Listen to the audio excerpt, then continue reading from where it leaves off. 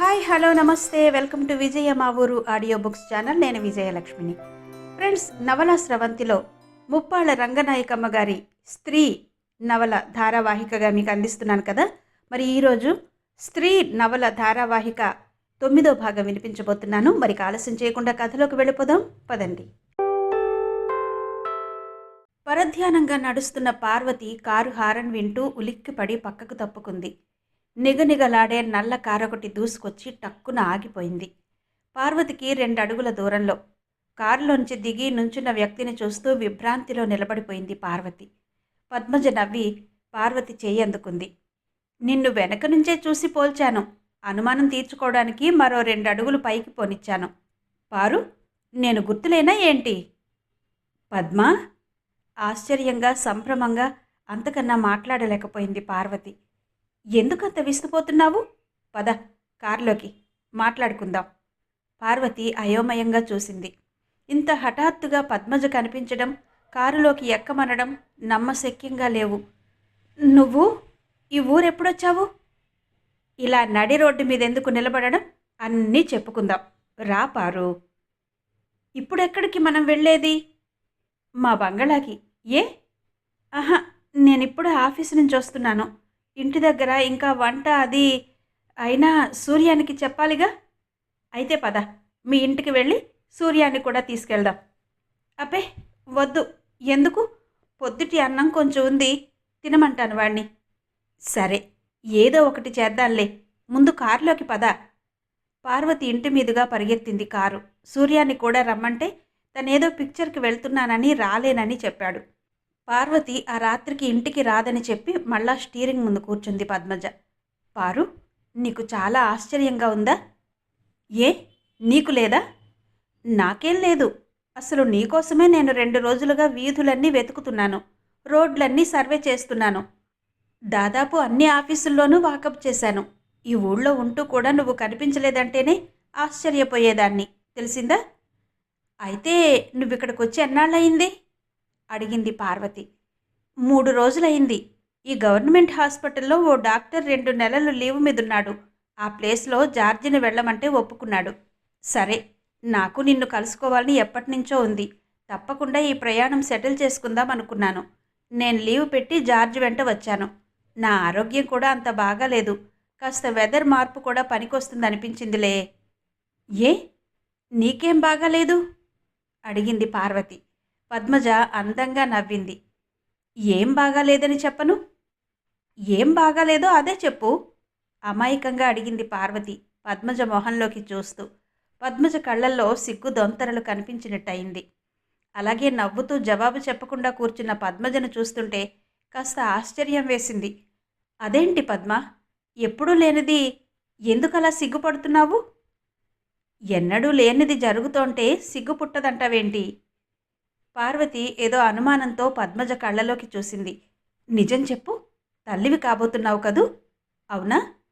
అవునన్నట్టే నవ్వింది పద్మజ ప్రశాంతంగా. సంతోషం పద్మ, చాలా సంతోషంగా ఉంది, స్వాగతంలాగా అనుకుంది పార్వతి. నిన్ను కలుసుకోగలిగినందుకు నాకెంత సంతోషంగా ఉందో చెప్పలేను పారు. అందుకే కాబోలు ఒక్క ఉత్తరం కూడా వ్రాయకుండా సంవత్సరాలకు సంవత్సరాలే గడిపావు. నువ్వలా నిష్ఠూరంగా అంటే నేనేం చెప్పలేను. కానీ ఉత్తరాలు వ్రాసినంత మాత్రాన నా మనస్సు నీకు చెప్పలేను. ఆనాటి నుంచి నిన్ను ఒక్కసారి చూసి మాట్లాడాలని అనుకుంటూనే ఉన్నాను. పోనీ పెళ్ళికి ముందైనా మాట మాత్రం చెప్పావా? నేనసలు నీకు గుర్తే రాలేదు కదూ అంది పార్వతి. రాలేదు. ఎలా వస్తావు? పెళ్లి కూతురికి పెళ్లి కొడుకు ధ్యాస తప్పితే మరేమైనా ఉంటుందా? హాస్యంగా చూసింది పద్మజ. పార్వతి మూతి ముడుచుకుని నటిస్తూ అదేమో నాకు తెలీదులే అనేసింది. ఇద్దరూ నవ్వుకున్నారు. కారు కాంపౌండ్లో వదిలి లోపలికి నడుస్తూ పార్వతిని వెంట తీసుకెళ్ళింది పద్మజ. ఫ్లాస్క్లో కాఫీ కప్పుల్లోకి వంచి పంచదార కలుపుతూ ఫ్యాన్ ఆన్ చేసి వచ్చి కూర్చుంది. ఇక ఇప్పుడు అడుగు పారు, నీకు తిట్టాలని ఉంటే ఖచ్చితంగా తిట్టేయి. ఎన్నిటి వరకు హద్దు పెట్టావు? ఓ 100 తిట్లా? నవ్వి కప్పు అందుకుంది పార్వతి. తిట్టడం కాదు గాని నీ ప్రేమ గురించి పెళ్లి గురించి నాతో ఒక్క మాట అయినా చెప్పావా? సడన్గా నీ మ్యారేజ్ ఫోటో పేపర్లో చూస్తే నమ్మలేకపోయాను తెలుసా. ఓ వారం కిందటే నీకెవరో పెళ్లి చూపుల వాళ్ళు వస్తున్నారన్నట్టు వ్రాసింది సుజాత. అంతలోనే ఈ వార్త. ఆశ్చర్యంతో తల మునకలయ్యాననుకో. క్షమించు పారు, నా పెళ్లి విషయం ఒక్క నాన్నకే చెప్పగలిగాను. అన్నట్టు బాబాయ్. చటుక్కున ఆగి పద్మజ మొహంలోకి పరిశీలనగా చూసింది పార్వతి. పద్మజ మొహం నిండా విషాదం ఆవరించుకుంది. నాన్న పోయిన సంగతి నాకు తెలుసు పారు. నీకు తెలుసా? ఎలా తెలిసింది? సుజా ఉత్తరం వ్రాసిందా? అబ్బే, అలా వ్రాస్తుందా? మన ఊరి నుంచేదో స్పెషల్ కేసు వచ్చింది మద్రాసులో, నేను పనిచేస్తున్న హాస్పిటల్కి. ఆ పేషెంట్ 40 ఏళ్ళ ఆవిడ. అస్తమాను వసపిట్టలా వాగుతూ ఉంటుంది. విన్నా వినకపోయినా ఊరు పేరు అన్నీ తనకు తనే చెప్పుకునేది.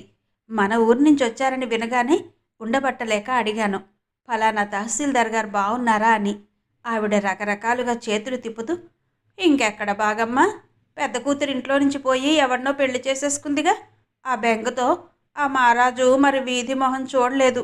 ఏడాది తిరిగేసరికే కన్ను మూశాడు అంటూ సంగతంతా చెప్పింది పారు. నాన్న చనిపోయారన్న కబురు తలుచుకుంటే ఇప్పటికీ నాకెంతో ఆవేదనగా ఉంటుంది. అందరిలాగే ఆయన వృద్ధాప్యంలో ఏవో శారీరక రోగాలతో బాధపడితే పోతే అది వేరు. కానీ నాన్న మాత్రం పూర్తిగా నా బెంగతోనే కృషించిపోయారు. అసలే బ్లడ్ ప్రెషర్ కంప్లైంట్ ఉందేమో. దానికి తోడుగా మనస్సు ఆందోళన చెందడంతో ఎంతో కాలం తట్టుకోలేకపోయారు. చివరికి ఆయన మరణానికి నేనే కారణమయ్యాను. పారు, ఆయన నాకు జీవితాన్నిచ్చి జీవించే అర్హతలు కలిగించినందుకు ఇలా రుణం తీర్చుకున్నాను. పద్మజ కళ్ళలో విషాదం కదిలింది. పార్వతికి ఏం మాట్లాడడానికి తోచలేదు. నాన్న నా కోరిక అర్థం చేసుకున్నారు, ఒక రకంగా అంగీకరించారు కూడాను. కానీ ఆయన సంస్కారం వేరు, ఆయన సంఘం వేరు. దాన్ని కాదని ధిక్కరించలేకపోయారు. నలుగురిలోనూ నవ్వుల పాలైపోయామే అన్న దిగులే ఆయనని అంతం చేసింది. కానీ పద్మ, నువ్వు చాలా సాహసమే చేశావు. పార్వతి మనసులో మాట కాస్త వెల్లడి చేసింది. నాకంత సాహసంగా కనిపించకపోయినా ఒప్పుకోక తప్పదులే పారు. నేను చేసిన పని గురించి మాత్రం ఎన్నడూ పశ్చాత్తాపపడలేదు. ఇక ముందు కూడా అలా జరగదు. ప్రసంగం మార్చింది పార్వతి. అయితే బాబాయ్ పోయిన కబురు తెలిసినప్పుడైనా నువ్వొక్కసారి రాకపోయావా? ప్రయోజనమేంటి పారు? నాన్న ఎలాగూ లేరు. ఆయనని ఆఖరి చూపు కూడా చూడలేకపోయాను. అమ్మ ఉన్నా నా మొహం చూడదు. ఏ ఆశతో వచ్చేది?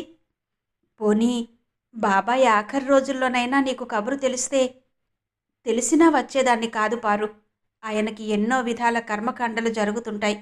నా రాక వల్ల వాటిని అపవిత్రం చేసి వాళ్ల నమ్మకాలు ఎందుకు నాశనం చెయ్యాలి? నాన్నని చూడకపోవడమే నాకు తృప్తిగా ఉంది. ఆయన నా హృదయంలో సజీవంగా ఉన్నారు. ఊకొట్టి ఊరుకుంది పార్వతి. తిరిగి క్రమంగా సంభాషణ మామూలు ధోరణిలో పడింది. అయితే ఇంతకీ నీ జీవితం ఎలా సాగుతోంది? ఆప్యాయంగా అడిగింది పద్మజ పార్వతిని చూస్తూ. నేను చెప్పడానికేముంది? నా జీవితంలో చెప్పుకోదగ్గ విశేషాలు మాత్రం ఏమున్నాయి? మరి ఇంకా ఎన్నాళ్ళిలా ఒంటరిగా ఉందామనుకుంటున్నావు? నువ్వు నెత్తిమీద వేసుకున్న బాధ్యతలన్నీ తీరిపోయాయిగా. ఇప్పటికైనా జీవితంలో నీకు మరో సుఖం అక్కర్లేదా? నన్నేం చెయ్యమంటావు? సగం నిరాశగా సగం అపహాస్యంగా అడిగింది పార్వతి. అసలు నీకు పెళ్లి చేసుకోవాలన్న కోరిక ఉందో లేదో నాకు చెప్పు. లేకపోవడమేంటి? లేకపోతే ఎలా? నువ్వేం మానవాతీతంగా ఊడిపడ్డావా? పెళ్లి చేసుకోకపోతే జీవితానికి అర్థమేంటి? మందలింపుగానే అంది పద్మజ. పసిపిల్లలా సిగ్గుపడింది పార్వతి. అయితే నాకో మంచి సంబంధం చూడరాదు? అంది కళ్ళతో నవ్వుతూ. అందుకే అడుగుతున్నానోయ్. నువ్వు సరేనంటే నీ పెళ్లి జరిపించే పూచి నాది. పెళ్లి కొడుకు రఘుబాబులాగా నోట్లో నాలిక లేకుండా ఉంటాడనుకున్నావేంటి? కత్తిలాంటి వాణ్ణి చూసి నిర్ణయిస్తాను. ఇంతకీ వర్ణాంతరమైన అభ్యంతరం లేదా? లేకపోతే ఒక్క కులం వాడు ఒక్క శాఖ వాడు తప్ప పనికిరాదా? ఎర్రగా ఉండాలా? తెల్లగా ఉండాలా? పచ్చగా ఉండాలా? ఆహా, నల్లగా ఉండాలి అంటూ నవ్వేసింది పార్వతి. నాకు పెళ్ళి వద్దు, ఏమీ వద్దు గాని నీకంత అభిమానం ఉంటే. అభిమానం ఉంటే ఆగిపోయావే? నీకు కొడుకు పుడితే నాకిచ్చేయి. కూతురైతేనో? వద్దు. కష్టపడి పెంచి పెద్ద చేస్తే నీలాగే అది నన్ను ధిక్కరించిపోతుంది. కొడుకైతే వాడి చేతుల్లో నా తనువు వెళ్ళిపోతుంది. హాస్యం కాదు పారు, నిజం చెప్పు. నువ్వు పెళ్లి చేసుకోరాదు? తర్వాత ఆలోచిద్దాంలే పద్మ. మరేదైనా కబుర్లు చెప్పు. కబుర్ల సందట్లో టాక్సీ హారన్ వినిపించలేదు. జార్జ్ విలియమ్స్ బూట్లు టకటకలాడించుకుంటూ వచ్చాడు. పద్మజ జార్జిని పార్వతిని పరిచయం చేసింది. పార్వతి సిగ్గుపడుతూ కూర్చుంది ఇబ్బందిగా. పద్మ, నేనిక వెళ్ళిపోతానులే, మళ్ళా రేపొస్తాను విసుక్కుంది పద్మజ. చాలే ఊరుకో, నీ కంగారు నువ్వును జార్జి నవ్వుతూ అన్నాడు. మీరుండిపోండి సిస్టర్, నాకు నైట్ డ్యూటీ కూడా ఉంది. చాలా కాలానికి కలుసుకున్న ఫ్రెండ్స్ కదా, ఆ మాత్రం కబుర్లు చెప్పుకోకపోతే ఎలా అన్నాడు. థ్యాంక్స్ అంటూ నవ్వింది పద్మజ. తమరనుకోకుండా ఇల్లు విడిచిపోతున్నందుకు మేనీ థ్యాంక్స్ అంది. పార్వతి రాబోతున్న నవ్వు పెదవుల్లో బంధిస్తూ కూర్చుంది. పద్మజ కోరి వివాహం చేసుకున్న జార్జిని పరిశీలనగా చూసింది పార్వతి. ఆ దంపతుల దగ్గర తను దిష్టిబొమ్మలా ఉన్నానేమో అన్నంత శంకతో నేలచూపులు చూస్తూ కూర్చుంది. పద్మజ ఉన్న 2 నెలలు 2 రోజుల్లా గడిచిపోయాయి. దాదాపు నెల్లాళ్లకు పైగా రాత్రుళ్ళు పద్మజతోనే గడిపింది. మన స్నేహంలో ఇంత చక్కటి రోజులు ఎప్పుడూ రాలేదు పారు అంది పద్మజ విడిపోయే ముందు. ఇక ముందు కూడా రావేమో. అవునులే, మీ శ్రీవారొస్తే నా కోసం నిన్ను త్యాగం చెయ్యలేరుగా. అబ్బా ఊరుకో పద్మ, నువ్వు బాగా చిలిపిదానివయ్యావు. పద్మజకు వీడ్కోలిస్తుంటే తన శరీరంలో ఏదో భాగాన్ని ఎవరో బలవంతంగా లాక్కుపోతున్నట్టు బాధపడింది పార్వతి. బద్ధకించకుండా ఉత్తరాలు వ్రాస్తూ ఉండు పద్మ అంది రుద్ధకంఠంతో. తప్పకుండా, కొడుకు పుడితే వైరిప్పిస్తాను, వెంటనే వచ్చి తీసుకెళ్ళు అంటూ నవ్వింది పద్మజ గర్వంగా. పదే పదే పద్మజ గుర్తుకొస్తుంటే పరధ్యానంతో ఆఫీసులో నిలకడగా కూర్చుని పనిచేయలేకపోయింది పార్వతి. రాజ్యలక్ష్మి నవ్వుతూ వచ్చి పలకరించింది. బాటసారి బావుందట, క్రిందటిసారి వస్తే నేను చూడలేకపోయాను. వెళ్దాం, వస్తారా పార్వతి అంది. పార్వతి వెంటనే ఒప్పేసుకుంది. పదండి వెళ్దాం, నాకేంటో చికాగ్గా ఉంది కూడాను. ఇంటికి వెళ్ళి గబగబా అన్నం వార్చి స్నానం చేసి బట్టలు మార్చుకుని రాజ్యలక్ష్మిని థియేటర్ దగ్గర కలుసుకుంది పార్వతి. ఇంటర్వెల్లో హాల్ అంతా గోలగా తయారైంది. పిక్చర్ అంతవరకు బాగా నచ్చింది పార్వతికి. రాజ్యలక్ష్మితో మాట్లాడుతూ కూర్చున్నదల్లా అనుకోకుండా వెనక కుర్చీలకేసి చూసింది. సూర్యం పక్క ఎవరో అమ్మాయి. ఇద్దరికీ సంబంధం లేదేమో అనుకుంది మొదట. కూల్ డ్రింక్స్ కుర్రవాడిని పిలిచి ఓ గ్లాస్ తీసుకుని ఆ పిల్లకి అందించి తన పర్సులో నుంచి డబ్బులు తీసిచ్చాడు సూర్యం. మళ్ళా ఆ పిల్ల ఖాళీ చేసిన గ్లాస్ అందుకుని కుర్రాడికి అందించి ఏవో కబుర్లు చెబుతూ నవ్వుతూ కూర్చున్నాడు. ఏంటలా చూస్తున్నారు? ఆహా, ఏం లేదు, ఊరికినే. రాజ్యలక్ష్మిని వెనక్కి చూడనివ్వకుండా లేని ఉత్సాహం తెచ్చుకుని మాట్లాడుతూ కూర్చుంది పార్వతి. మళ్ళా పిక్చర్ ప్రారంభమైన ఆసక్తిగా చూడలేకపోయింది. ఇందుకేనా సూర్యం చాలా మారిపోతున్నాడు అన్న ప్రశ్న గుర్తు ఒక్కటే వచ్చి వెండితెర మీద కొడవలిలా నించుంది. సూర్యం రాత్రిళ్ళు ఆలస్యంగా వస్తున్నా, తనకిచ్చిన డబ్బు కాక 5-10 అడిగి తీసుకుంటున్నా, ఎప్పటిలాగా చనువుగా మాట్లాడకుండా ముభావంగా మసులుతున్నా ఇంతకాలం తనేమీ గ్రహించలేకపోయింది. అసలు సూర్యం ఎందుకో మారినట్టు ప్రవర్తిస్తున్నాడన్న విషయం కూడా అర్థం చేసుకోలేకపోయింది. సూర్యం గ్రంథకర్తే అవుతున్నాడన్నమాట. ఇంటికొచ్చి అన్నం తినకుండా తమ్ముడి కోసం ఎదురు చూస్తూ కూర్చుంది. సూర్యం రానే వచ్చాడు. బట్టలు మార్చుకుని పడుకోవడానికి సిద్ధమవుతుంటే, అదేంటి అన్నం తినవు అంది. ఆకలి లేదక్కా, ఓ ఫ్రెండ్ బలవంతం చేసి హోటల్కి లాక్కెళ్ళాడు, కడుపు నిండుగానే ఉంది అన్నాడు. ఇంతసేపయింది, ఎక్కడికెళ్ళావేంటి మామూలుగా అడిగింది. సాయంత్రం ఇంటికొస్తే నువ్వు సినిమాకి వెళ్ళావని మా అమ్మగారు చెప్పారు. ఎలాగూ నువ్వు 10 గంటల దాకా రావు కదా అని ఓ ఫ్రెండ్ దగ్గరికి వెళ్ళాను. పోనీ కొంచెం మజ్జిగన్నం తిందువుగాని రా, బొత్తిగా వేడి చేస్తుంది. మరేమీ అనకుండా లేచాడు సూర్యం. బాటసారి బావుందిరా, నువ్వు చూసావా తమ్ముడి మొహంలోకి చూస్తూ అడిగింది పార్వతి. క్రిందటిసారి వచ్చినప్పుడు చూశాను, బాగానే ఉంటుంది. నోట పెట్టబోతున్న ముద్ద అలాగే పట్టుకుని విస్మయంగా చూసింది పార్వతి. సూర్యం అదేం గమనించలేదు. గబగబా చెయ్యి కడుక్కుని లేచిపోయాడు. పార్వతికి మరి అన్నం సహించలేదు. బలవంతంగా కంచంలో ముద్దలు 2 మింగి లేచింది. సూర్యమేదో డిటెక్టివ్ నవల చదువుకుంటున్నాడు. 11 దాటిందిరా, పడుకోరాదు? పర్వాలేదక్కా, రేపిచ్చేయాలి ఈ పుస్తకం. ఎవరి దగ్గర తెచ్చావేంటి? ఫ్రెండ్ దగ్గర. ఫ్రెండు? ఎవరా ఫ్రెండు అని అడిగేయాలన్నంత కోపం వచ్చింది. మాట్లాడకుండా పడుకుంది. చాలాసేపటి వరకు నిద్ర పట్టలేదు. సూర్యం ఇంకా చదువుకుంటూనే ఉన్నాడు. పోనీ మనసులో ఎందుకు ఈ మదన? వాణ్ణి అడిగేస్తే ఎందుకిలా చేస్తున్నావని చివాట్లు పెడితే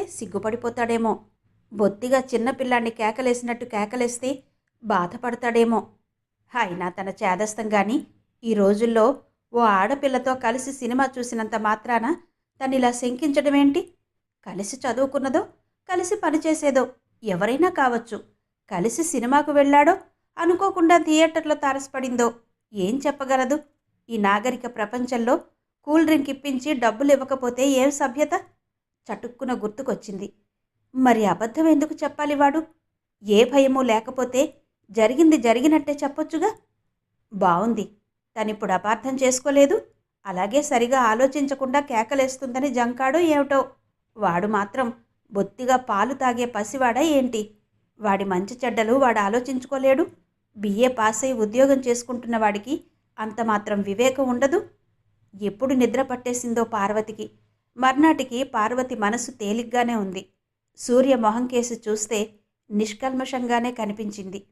ఆ నెల జీతం ఎప్పటిలాగే పార్వతి చేతిలో పెట్టాడు సూర్యం. 20 రూపాయలు తీసి ఇవ్వబోయింది పార్వతి. నేను తీసుకున్నాలే.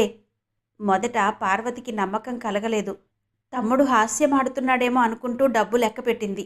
కొంచెం ఆశ్చర్యంగా సూర్యం కేసి చూస్తూ 30 రూపాయలు తీసుకున్నావా అంది. మొహం అటు తిప్పుకుని ఏమంత పట్టించుకోని వాడిలాగా ముభావంగా ఊ అని ఊరుకున్నాడు. తమ్ముడు ఎప్పుడూ అలా చెయ్యలేదు. తన దగ్గర పేచీ పెట్టి దెబ్బలాడి ఎంత తీసుకున్నా సంతోషంగానే ఉండేది. బొత్తిగా ఇలా తనకై తన అట్టే పెట్టుకుని మిగతాది ఇవ్వడం. అయినా 30 రూపాయలెందుకు నెలకు? రోజుకో రూపాయి ఏం చేస్తాడు? వద్దనుకుంటూనే అడిగింది. 30 రూపాయలు కావాలా సూర్యం? సూర్యం అదో రకంగా నిర్లక్ష్యంగా చూశాడు. వెధవది. 30 రూపాయలంటే ఎంతసేపు? ఏమో, అంతైనా లేకపోతే నాకు ఇబ్బందిగా ఉంటుంది. పోనీలే, నువ్వలా కావాలంటే నేనెందుకు కాదంటాను? నెల నెలా బ్యాంకులో వేస్తున్నాం కదా. ఈ మధ్య ఇన్సూరెన్స్ ఒకటి మొదలుపెట్టాం. కాస్త జాగ్రత్తగా ఉంటే. సూర్యం ఎన్నాళ్ల నుంచో అడగాలనుకుంటున్న ముక్క కాస్త అడిగేశాడు. ఇంకా రుక్మిణికి డబ్బు పంపిస్తూ ఉంటావెందుకు? పంపిన కొద్దీ వ్రాస్తూనే ఉంటుంది అన్నాడు. పార్వతి తెల్లబోయింది. రుక్కుకు డబ్బు పంపించడం సూర్యానికంత అయిష్టంగా ఉందా? అది కావాలని వ్రాస్తే తనెలా కాదంటుంది? 4-5 రోజుల కిందటే రుక్కు దగ్గర నుంచి డబ్బు కావాలని ఉత్తరం వచ్చింది. ఏవో కొత్త ఫ్యాషన్ల చీరలొస్తున్నాయట. అందరూ కొనుక్కుంటున్నారట. తను కొనుక్కుంటానని వ్రాసింది. రుక్కుకు చీరలంతగా లేకపోలేదు. మంచి మంచివి వచ్చినప్పుడల్లా పార్వతే కొంటూ ఉంటుంది. అయినా అస్తమాను వీధిలోకి మూటల వాళ్ళు తీసుకొచ్చే గుడ్డలు కొనడం మానదు రుక్మిణి. అప్పులు చేసి మరీ డబ్బు కోసం వ్రాస్తూ ఉంటుంది. ప్రస్తుతానికి అడిగిన డబ్బు పంపిస్తూ కాస్త మందలిస్తూ ఉత్తరం వ్రాయాలనుకుంటుంది పార్వతి. అయినా తన ఉద్దేశం తమ్ముడికి తెలియనివ్వకుండా కాసేపు ఊరుకుని నెమ్మదిగా అంది. అది కాదురా సూర్యం, అత్తింట్లో కాపురం చేసుకుంటోంది. చంటివాడొకడు. ఏవో దాని ఖర్చులు దానికి ఉంటాయి. మనని కాకపోతే ఎవరిని అడుగుతుంది? అమ్మా నాన్న ఉంటే. ఏ, దాని మొగుడేమయ్యాడు? పెళ్లి చేసి పంపించేశాక ఎన్నాళ్ళు ఖర్చులకు పంపాలేంటి? పార్వతేం మాట్లాడలేకపోయింది. సూర్యం ధోరణి చూస్తే కొత్తగా ఉంది. కయ్యానికి కాలు దువ్వేవాడిలాగా మాట్లాడుతున్నాడు. మాటకు మాట పెంచడం మంచిది కాదని నెమ్మదిగా కుంపటి అంటించడంలో నిమగ్నమైంది. గబగబా నడవసాగింది పార్వతి. మా అమ్మగారి కోడలికి బాగాలేదని తెలిసి చూసి రావాలని వెళ్తే ఏవో కబుర్లతో 7 గంటల దగ్గరైపోయింది. వీధుల నిండా లైట్లు వెలిగాయి. సూర్యంగాని వస్తాడేమో, పక్కింటి వాళ్లకు తాళం కూడా ఇచ్చి రాలేదు అనుకుంటూ మా అమ్మగారి దగ్గర సెలవు తీసుకుని రోడ్డు మీదకొచ్చి గబగబా నడవసాగింది. దగ్గర సందులో ఎదురు చూస్తున్న రిక్షా తగిలిపడ్డంత పనయింది. త్రుళ్ళిపడి పక్కకు తప్పుకుంటూ రిక్షా కేసి చూసింది. నిర్ఘాంత పడ్డదానిలా నిలబడిపోయింది. టాపు తీసేసిన రిక్షాలో ఎవరో అమ్మాయితో కలిసి కూర్చున్న వ్యక్తి సూర్యంలాగే కనిపించాడు. కనిపించడమేంటి? సూర్యమే. కాలరు, చేతులు ముదురు నీలం రంగు గుడ్డ వేయించుకుని అదేదో ఫ్యాషన్గా తెల్ల బుషర్టు కుట్టించుకున్నాడు కొత్తగా. ఉదయమే దాన్ని మడత విప్పి తొడుక్కున్నాడు కూడాను. సరిగ్గా అదే కాలరు, చేతులు కనిపించాయి రిక్షాలో. పక్కన కూర్చున్న అమ్మాయి మెడల మీదుగా భుజం మీద చెయ్యి వేశాడు. బహుశా తనను చూసి ఉంటాడేమో కూడాను. చటుక్కున తల తిప్పేసుకున్నట్టు తోచింది. ఎప్పుడో వెళ్ళిపోయింది రిక్షా. భారంగా అడుగులు వేసుకుంటూ కదిలింది పార్వతి. ఆ రిక్షాలో వాడు సూర్యమేనా? కాదా? కాకపోవడమేంటి? అచ్చు అలాగే ఉన్నాడుగా. తెగి తెగని ఆలోచనలతో కొట్టుకుంటూ ఇల్లు చేరి తాళం తీసుకుని చీకటిలోనే వాల్చి ఉన్న మంచం మీద కూర్చుంది. ఏంటో తన బ్రతుకంతా బొత్తిగా అంధకార బంధురమైపోతున్నట్టు దుఃఖం ముంచుకొచ్చింది. తన చెప్పు చేతల్లో ఎవరున్నారు? తను చెప్పినంత మాత్రాన ఎవరు వింటారు? టిక్కుటిక్కుమంటూ తలుపు మీద చప్పుడయ్యే వరకు అలా రెండు చేతుల మధ్య తల పట్టుకుని కూర్చునే ఉంది. అక్కయ్యా! వీధి గుమ్మల్లో నుంచి నెమ్మదిగా వినిపించింది సూర్యం పిలుపు. గమ్మున లేచి లైటు వేసి తలుపులు తీసింది. తలదించుకుని లోపలికి చొరబడిన సూర్యం చొక్కా కాలరు చేతులు అచ్చం అవే. అవే, అనుమానం లేదు. సూర్యం క్షణాల మీద బట్టలు మార్చుకుని పెరట్లోకి వెళ్ళి చీడీల మీద కాళ్ళు కడుక్కున్నాడు. అన్నం వడ్డించి కూర వేస్తూ నెయ్యి వేస్తూ పచ్చడి ముక్క ఓ వారన పెడుతూ ఎన్నోసార్లు తమ్ముడి మొహంలోకి చూడబోయింది. తల బాగా దించేసుకుని అన్నం కలుపుకుంటున్న వాడిని పరిశీలించి చూడడం బొత్తిగా వీలు కాలేదు. అన్నం తిని లేచాక కూడా తనను చూసి జంకుతున్నవాడిలాగా, ఏదో దాచేసుకోవాలని తాపత్రయపడుతున్నవాడిలాగా నిలకడగా నిలవకుండా కనిపించాయి వాడి చూపులు. పరిస్థితి అంతా చూస్తే పార్వతికి బాగా నమ్మకం ధృవపడింది. వాడంత తెగించి తిరగడానికి తనే కారణం. కొత్తలోనే మందలిస్తే జాగ్రత్తగానే మెలిగేవాడు. తన కళ్ళ పడకపోయినా ప్రతిరోజు వాడి షికార్లన్నీ ఎంతమంది చూస్తున్నారో. తెలిసిన వాళ్ళు చూసి నవ్వుకుంటే తన పరువేం కావాలి? ఏవైనా ఇంకా ఈ తిరుగుళ్ళు ముదరనిస్తే ప్రమాదమే. చేజేతులా వాణ్ణి పాడు చేసుకున్నట్టే అవుతుంది. అడిగి చూస్తే తప్పేం లేదుగా. తన పక్క సర్దుకుంటూ తమ్ముడికేసి చూసింది. సూర్యం అలా చాలాసేపటి నుంచి కళ్ళు మూసుకుని పడుకునే ఉన్నాడు. నిద్రపోతున్నావేంట్రా సూరి? వాడేం మాట్లాడలేదు. నిద్రపోయేవాడు మాట్లాడకూడదు కాబట్టో ఏమిటో పార్వతికి ఏమంత నమ్మకం కలగలేదు. సూర్యం! కాస్త గట్టిగానే పిలిచింది. నిజంగా నిద్రే. విసుగ్గా మరోవైపుకు దొర్లి పడుకున్నాడు. నీతో కొంచెం మాట్లాడాలిరా. తెల్లారితే మళ్ళా నీ దారి నీది, నా దారి నాది. ఇంకా 9 అయినా కాలేదు గాని కాసేపు లేచి కూర్చుందు. ఏదో మందలింపుగాను వేడుకోలుగాను అంది పార్వతి. సూర్యం కళ్ళు విప్పు చూశాడు. ఏ, ఇవాళంత తొందరగా పడుకున్నావు? అడిగింది. మాట్లాడకుండా లేచి కూర్చున్నాడు మంచం మీద. నేను పెద్దదాన్ని. తొందరపడో తెలుసో తెలియకో ఓ మాట అన్నా నువ్వేం బాధపడవద్దు సుమా. పార్వతి సూర్యం మొహం కేసి చూస్తూ అంది. ఈ ఉపోద్ఘాతమంతా ఏంటన్నట్టు ఇబ్బందిగా చూశాడు సూర్యం. నాతో ఏమిటి మాట్లాడాలి? కాసేపు ఊరుకుంది పార్వతి. మాట్లాడాలి.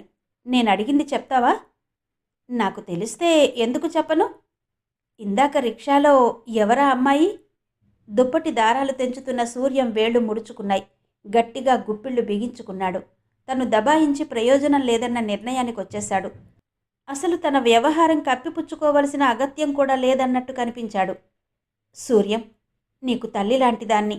నీ మనసులో ఏ మాట ఉన్నా నాతో కాకపోతే ఇంకెవరితో చెప్పుకుంటావు? అంది పార్వతి. సూర్యం తలెత్తి పార్వతి మొహం కేసి మామూలుగానే చూశాడు. చెప్పటానికి ఏముందక్కయ్యా, ఆ అమ్మాయి కాస్త సోషల్గా ఉంటుంది. నువ్వేమైనా అపార్థం చేసుకున్నావేమో. ఓ లాయర్ గారి కూతురు, పేరు రాణి, బిఎస్సి చదువుతోంది. నాతో ఓ ఫ్రెండ్ లాగా తిరుగుతుంది అంతే అన్నాడు. పార్వతి విచిత్రంగా చూసింది తమ్ముడికేసి. శరీరానికి శరీరం తాకుతుండగా భుజాల మీదకి చేతులు వేసుకుని ఒక రిక్షాలో కూర్చుని పబ్లిక్గా రోడ్ల మీద షికార్లు తిరగడం, సినిమాలు చూడడం కేవలం ఫ్రెండ్స్ లాగా మసలడమా? కానీ అంత గుచ్చి అడగలేకపోయింది. అసలు నీకెలా పరిచయమైంది అందామనుకుంది. అయినా ఈ కాలంలో ఓ అమ్మాయికి ఓ అబ్బాయికి పరిచయం కావడానికి ఏముంది? ఏ సినిమా హాల్లోనో, ఏ బీచ్ ప్రాంతంలోనో, ఏ ఫ్యాన్సీ షాపులోనో, ఏ నట్టనడి రోడ్డు మీదో ఎక్కడ కాకూడదు. చివరికి సిటీ బస్సులోనైనా కావచ్చుగా. ఫ్రెండే అనుకో. నేను అంతకన్నా మరేమీ అనుకోలేదు. అయినా సూరి, ఓ ఆడపిల్లతో బొత్తిగా అంత విచ్చలవిడిగా తిరగడం తప్పు కాదు. ఎటు తిరిగి ఎటొచ్చినా ఆ పిల్ల బ్రతుకు అల్లరి పడుతుంది. ఇలాంటి విషయాల్లో చాలా జాగ్రత్తగా ఉండాలి. వెధవది లోకుల ధోరణి నీకు తెలియంది కాదుగా. తమ్ముడికి బోధన చెయ్యాలన్న ఉద్దేశంతో కాసేపు సంఘాన్ని కూడా తిట్టిపోసింది పార్వతి. సూర్యమేమీ మాట్లాడలేదు. పార్వతి ఎంతసేపు మాట్లాడినా కంఠశోషే మిగిలింది. సరేలే, పడుకో. అనవసరంగా నిన్ను నిద్రలేపాను. లేనిపోని నిష్ఠూరం తన మీద వేసుకుంటూ పక్క మీదకి ఒరిగింది. ఓ వారం గడిచి ఉంటుంది. ఆదివారం పూట పార్వతి తీరిగ్గా పాత చీరలు కుట్టుకుంటూ కూర్చుంది. సూర్యం హడావిడిగా వస్తూ, అక్కయ్య, రాణి నిన్ను చూస్తానంటే తీసుకొచ్చాను అన్నాడు. వెనకే వస్తూ కనిపించిన ఆ పిల్లను చూస్తూ గమ్మున తడబడింది పార్వతి. రండి రండి అంటూ ఆహ్వానించింది కంగారుగా. ఆ పిల్ల అదోలా నవ్వుతూ కుర్చీలో కూర్చుంది. రాణి తనని చూస్తాననడం ఎందుకు అన్న ఆశ్చర్యం పార్వతి మనసులో అట్లాగే ఉంది. రెండుసార్లు దూరంగా చూస్తే రాణి సింగారం పార్వతికి అంతగా తెలిసింది కాదు. శరీరంలో దాదాపు అన్ని భాగాలు కనిపిస్తున్నట్టుగా ఉంది. గుడ్డలు కట్టుకోవడం, లేసుబాడి, లేసులంగా స్పష్టంగా తెలిసిపోతున్నాయి. జాకెట్టు మెడ గుండెల దగ్గరికి బాగా కిందికి దిగి ఉంది. అలాగే వీపు కూడా చాలా భాగం నగ్నంగా కనిపిస్తుంది. ఒంటిపొర పైట భుజం వరకు అంటనట్టుగా వేళ్లాడుతుంది. అందమైన సిల్కు చీర అయినా ఆ సింగారం మాత్రం బొత్తిగా ఎబ్బెట్టుగా కనిపిస్తుంది. చెంపలు ఎగదువ్వి నెత్తి చుట్టూ చక్రంలా పిన్నులు గుచ్చింది. ఉన్న బారెడు జడతోనూ పైన కింద ఖాళీగా వదిలేసి మధ్య మాత్రం 2-3 పాయలల్లింది. జడలో పెట్టుకున్న కనకాంబరాల దండ నడి వీపు మీద వేళ్లాడుతోంది. చెవుల వరకు సాగదీసిన కాటుక గీతలు అమ్మవారిని సింగారించినట్టు రూపాయి బిళ్ళంత బొట్టు, కొట్టవచ్చినట్టు కనిపిస్తున్న పెదవుల మీద రంగు ఏంటో ఆ పిల్లను చూస్తున్న కొద్దీ పార్వతికి అర్థం కాని అయిష్టం ఏర్పడసాగింది. కాళ్ళు ఊపుతూ కుర్చీ కోడు మీద వేళ్లతో చిటికలు వేస్తూ గది నలుమూలలా కుతూహలంగా చూస్తూ కూర్చుంది రాణి. అక్కయ్య! సూర్యం వంటింట్లోకి వెళ్ళి నెమ్మదిగా పిలిచాడు. పార్వతి గబగబా తమ్ముడి దగ్గరకు వెళ్ళింది. పాలున్నాయి కదూ, కొంచెం కాఫీ పెట్టరాదు? ఎందుకు పెట్టను? ఊరికి అలా చూస్తూ నిల్చున్నాను. సరే, నువ్వెళ్ళి కూర్చో, తొందరగా కుంపటంటిస్తాను అంటూనే కుంపట్లో బొగ్గులు వేసి కాగితం ముక్క అంటించి తన పనిలో నిమగ్నమైపోయింది పార్వతి. క్రిందటి రాత్రి తెచ్చిన అరటిపళ్ళు 4 ఓ ప్లేట్లో పెట్టి తీసుకెళ్లి ఇచ్చి వచ్చింది. ఆ తర్వాత 2 గ్లాసులతో కాఫీ పట్టుకెళ్ళి బల్ల మీద పెట్టింది. తీసుకో రాణి అంటూ ఓ గ్లాస్ అందించబోయాడు సూర్యం. ముందు నువ్వు తీసుకో అంటూ నవ్వింది రాణి. పార్వతికి ఏం మాట్లాడాలో, మాట్లాడకుండా ఊరుకోవాలో కూడా తెలియలేదు. మీ ఇల్లు ఎక్కడండి? ఏదో మాట్లాడాలి అన్న శంక కొద్దీ అర్థం పర్థం లేని ప్రశ్న ఒకటి వేసింది. ఆవిడ గారిల్లు ఎక్కడైతే తనకెందుకు? తనేం వెళ్ళాలా రావాలా అనుకుంది మళ్ళీ. మా ఇల్లు మెయిన్ రోడ్లో ఉంటుందండి. ఆకుపచ్చ మేడ, మీరు చూసే ఉంటారు. చూసే ఉంటానేమో. ఆకుపచ్చ మేడలు చాలా చూశాను. మామూలుగానే అన్నా ఏదో వ్యంగ్యంగా అన్నట్టే అనిపించింది పార్వతికి కూడా. రాణి అదోలా చూస్తూ, మా మేడ చాలా కొత్తది, 3 నెలలు కూడా కాలేదు కట్టి అంది అతిశయంగా. నాకంత బాగా గుర్తులేదమ్మా, ఈసారి చూస్తే పోల్చగలనేమో. అక్కడికి ఆ సంభాషణ తెంచేసింది పార్వతి. మళ్ళా ముగ్గురి మధ్య మాటలు లేకుండా పోయాయి. కాసేపటికి ఇక వెళ్దామా సూర్యం అంటూ లేచింది రాణి. అయితే పద, అలా వెళ్ళొస్తానక్కయ్యా అంటూ వీధి గుమ్మంకేసి దారి తీశాడు సూర్యం. జవాబు అవసరం లేని ఆ మాటలు వింటూ మౌనంగానే సాగనంపింది పార్వతి. ఒక్క ఊపుతో జడ ముందుకు పడేసుకుని తల ఓ పక్కకు వంచుకుని స్టైల్గా నవ్వుతూ సూర్యానికి దగ్గరగా రాచుకు నడవసాగింది రాణి. పార్వతి గమ్మున లోపలికి వెళ్ళిపోయింది. మళ్ళా చీరలు కుట్టుకుంటూ కూర్చుంది. ఆ పిల్లంటే తగని అసహ్యం, తమ్ముడి మీద విపరీతమైన కోపం ముంచుకొచ్చాయి.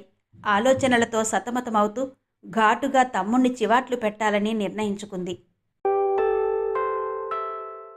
స్త్రీ ధారావాహిక నవల 9వ భాగం విన్నారు కదా. మిగిలిన కథ తర్వాతి భాగాల్లో వినిపిస్తాను. అంతవరకు సెలవు. నమస్తే.